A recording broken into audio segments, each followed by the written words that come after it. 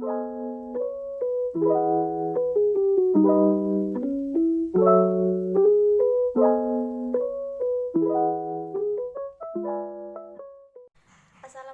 warahmatullahi wabarakatuh. Perkenalkan, nama saya Zulfatul Faiko, NPM 719212905. Di sini saya akan menjelaskan bagaimana koperasi untuk memenuhi tugas manajemen koperasi dan UMKM. Baik, langsung saja pada penjelasan materi mengenai koperasi. Yang pertama, saya di sini akan menjelaskan apa sih itu koperasi. Koperasi adalah badan hukum yang berdasarkan atas asas kekeluargaan yang anggotanya terdiri dari orang perorangan atau badan hukum dengan tujuan untuk mensejahterakan anggotanya. Umumnya, koperasi dikendalikan secara bersama oleh seluruh anggotanya, di mana setiap anggota memiliki hak suara yang sama dalam setiap mengambil keputusan dalam koperasi. Pembagian keuntungan koperasi biasa disebut sisa hasil usaha atau SHU yang biasanya dihitung berdasarkan andil. Baik, yang kedua saya akan menjelaskan bagaimana sejarah dalam koperasi. Sejarah koperasi pada awalnya dimulai pada abad ke-20. Pada umumnya, sejarah koperasi dimulai dari hasil usaha kecil yang spontan dan dilakukan oleh rakyat kecil. Kemampuan ekonomi yang rendah mendorong para usaha kecil untuk terlepas dari penderitaan ekonomi. Secara spontan, mereka ingin merubah hidupnya. Di Indonesia, ide-ide perkoperasian diperkenalkan oleh Raden Arya Wiratmadja yang pada tahun 1896 yang mendirikan sebuah bank untuk para pegawai negeri. Mohatta sebagai bapak koperasi, beliau mengusulkan didirikannya 3 macam koperasi. Yang pertama adalah koperasi konsumsi yang terutama melayani kebutuhan kaum buruh dan pegawai. Yang kedua, koperasi produksi yang merupakan wadah kaum petani atau termasuk peternak atau nelayan. Yang ketiga, koperasi kredit yang melayani pedagang kecil dan pengusaha kecil guna memenuhi kebutuhan modal.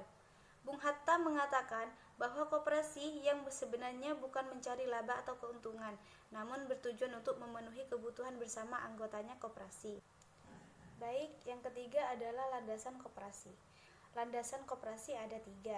Pertama, landasan ideal Pancasila, yaitu sebagai sarana untuk mencapai masyarakat adil dan makmur. Koperasi tidak lepas dari landasan-landasan hukum. Sebagai landasan perpijakannya koperasi di Indonesia adalah Pancasila. Yang kedua, landasan struktural Undang-Undang Dasar 1945, yaitu Undang-Undang Dasar 1945 menempatkan koperasi pada kedudukan sebagai sukoguru perekonomian nasional. Ketiga, landasan operasional pasal 33 Undang-Undang Dasar 1945, yaitu Undang-Undang Dasar 1945 pasal 33 ayat 1 yang berbunyi perekonomian Indonesia disusun sebagai usaha bersama atas asas kekeluargaan. Dalam penjelasannya, antara lain dinyatakan bahwa kemakmuran masyarakatlah yang diutamakan, bukan kemakmuran perorangan, dan bentuk perusahaan yang sesuai dengan itu adalah koperasi. Undang-Undang Koperasi Nomor 25 Tahun 1992 tentang perkoperasian. Pada poin keempat, fungsi koperasi.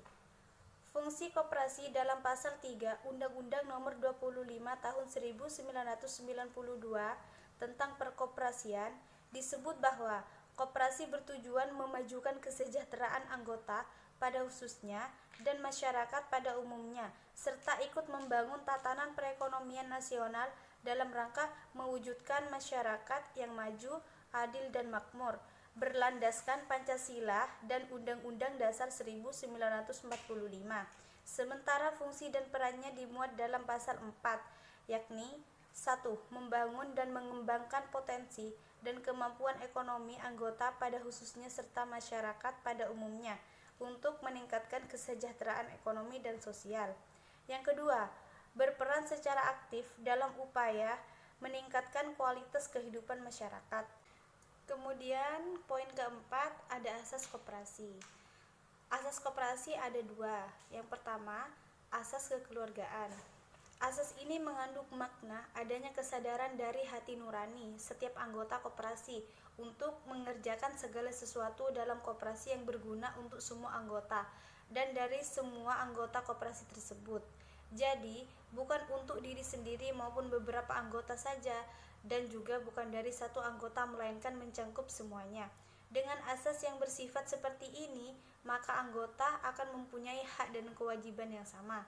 Yang terakhir, asas gotong royong. Asas ini mengandung arti bahwa berkompetensi harus memiliki toleransi, sifat mau bekerja, dan sifat-sifat lainnya yang mengandung unsur kerjasama. Selanjutnya, poin kelima adalah fungsi koperasi. Fungsi koperasi dalam pasal 3 Undang-Undang Nomor 25 Tahun 1992 tentang Perkoperasian disebutkan bahwa koperasi bertujuan memajukan kesejahteraan anggota pada khususnya dan masyarakat pada umumnya, serta ikut membangun tatanan perekonomian nasional dalam rangka mewujudkan masyarakat yang maju, adil, dan makmur, berlandaskan Pancasila dan Undang-Undang Dasar 1945.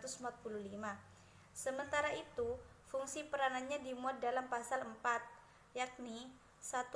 Membangun dan mengembangkan potensi dan kemampuan ekonomi anggota pada khususnya, serta masyarakat pada umumnya, untuk meningkatkan kesejahteraan ekonomi dan sosial. Yang kedua, berperan secara aktif dalam upaya meningkatkan kualitas kehidupan masyarakat. Yang ketiga, memperkukuh perekonomian rakyat sebagai dasar kekuatan dan ketahanan perekonomian nasional dengan koperasi sebagai saka gurunya. Yang terakhir, berusaha mewujudkan dan mengembangkan perekonomian nasional yang merupakan usaha bersama berdasarkan asas kekeluargaan dan demokrasi ekonomi. Memasuki poin yang terakhir adalah pertumbuhan dan perkembangan koperasi di Indonesia. Memasuki tahun 2000-an, posisi koperasi di Indonesia pada dasarnya justru didominasi oleh koperasi kredit yang menguasai antara 55-60% dari keseluruhan aset koperasi. Sementara itu, dari populasi koperasi yang terkait dengan program pemerintah, hanya sekitar 25% dari populasi koperasi atau sekitar 35% dari populasi koperasi aktif. Pada akhir-akhir ini, posisi koperasi dalam pasar pengkreditan mikro menempati tempat kedua setelah BRI unit desa, sebesar 46% dari KSP atau USP dengan pangsa sekitar 31%.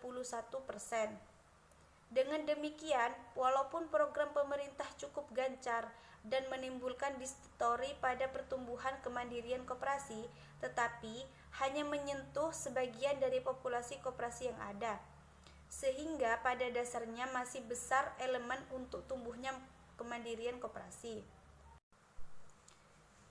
Potensi koperasi pada saat ini sudah mampu untuk memulai gerakan koperasi yang otonom. Namun, fokus bisnis koperasi harus diarahkan pada ciri universalitas kebutuhan yang tinggi, seperti jasa keuangan, pelayanan infrastruktur, serta pembelian bersama. Dengan otonomi selain peluang untuk memanfaatkan potensi setempat, juga terdapat potensi benturan yang harus diselesaikan di tingkat daerah. Dalam hal ini, konsolidasi potensi keuangan, mengembangkan jaringan informasi, serta pengembangan pusat inovasi dan teknologi merupakan kebutuhan pendukung untuk kuatnya kehadiran koperasi.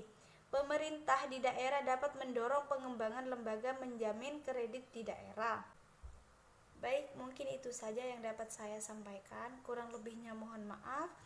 Wassalamualaikum warahmatullahi wabarakatuh.